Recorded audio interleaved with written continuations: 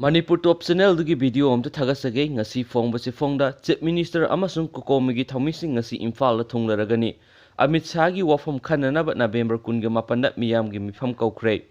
Union Home Minister Amit Shah na COCOMI ga unabada thamlakpa wafam gi matung ina COCOMI na sangsilliba khongjang amadi makha taba khongjang sing khananaba November 18 da miyam gi oiba mipham pangthoktuna khanaraba matungda warep lawminagane warep lawdriba fawbadi COCOMI na sangsilakpa khongjang sing ahongba amata lairoi haina COCOMI gi serol amana heiri Amaromda Home Minister unabada saruk yakiba Chief Minister Nongthongmom Biren amasung COCOMI gi miyoi 19 na sabe mihut kangbu hayang Imphal la thunglaragani hairi COCOMI gi Assistant Coordinator Media Jitendra Ningongbom na khuyek pidurun thadorakpa serol amana hai Delhi da Union Home Minister Amit Shah ga ngarang numidang pung 10 dagi 13 gi minute 10 rom taba fawba unaruraba matungda ngasi COCOMI na press ta thadorakpa serol amana hai Pisto asina maram oiraga Manipur gi territorial integrity amadi administrative setup ta kahaloi haibgi thajaba ngarang unaba adu da pirakle wafam asida ahongma laigadaba oirabadi COCOMI gi mihut sing Manipur lenga amadi political party sing gi mihut singa makha tana khanaraba mathabak paikhatnaba honagani haibgi thajaba wafam thamlakhi haina palle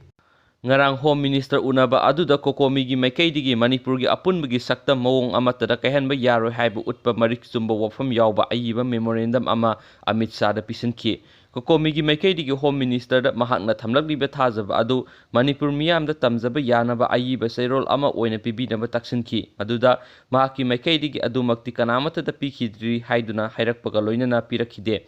Kumza English nganiga tara mangadagi India lenga amadi NACN IM gi marakta khanghaudana framework agreement khuyek pinakraba matungda hauzik fawba Manipur miyam amadi state lenga ki maikaidi official oina karigum amatta khangalaktana lakhiba adugi marakta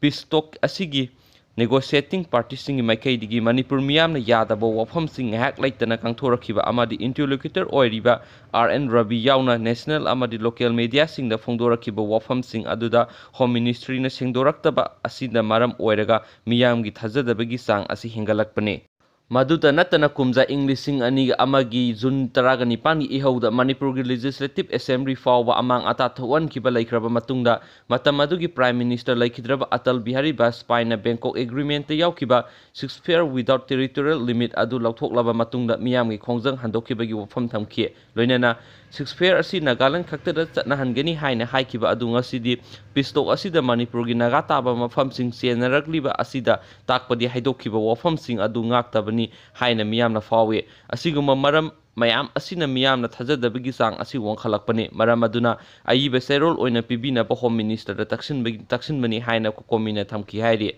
unabadu da yaukhiba BJP gi General Secretary Organization BL Santos na Sanaleibak ki asauba famlaibasing amadi COCOMI gi miyoi 19 gi mamangda Home Minister na thajaba piba asida thajaroidabagi maram kari laibagi haina hairakhi COCOMI gi maikaidigi chinna khak hairaga ayiba pidrabadi Manipur miyamna thajaba ngamloi haibada Manipur gi miyamna COCOMI na haibada thajadrabadi kanana haibada thajaduino hairakpaga loinana India gi Home Minister na aikoina haidiba wafam asi aikoina amadi aikoigi laingakna miyamna thajaba pinaba hotnafam thoktabra haina hairakhi hairi wafam sing adu taraba tungda wafam sing asi pinthokningai oide haina lawbuga loinana pistok asigi matangna Manipur miyamna laithokpadi sumde haina Home Minister da thamlamki hairi maram asina COCOMI na athubuda pangthokkadoriba miyamgi mipham asida warep na driba fawbadi COCOMI na satharakpa khongjang singda ahongba laikhiroi tawbutabu miyamna symbolic oiba khongjang tamak sangsin biu kangluk phurup naiba amadi yaikai thingaiba makhalgi thawong thoksil sing tawbidanaba appeal tawki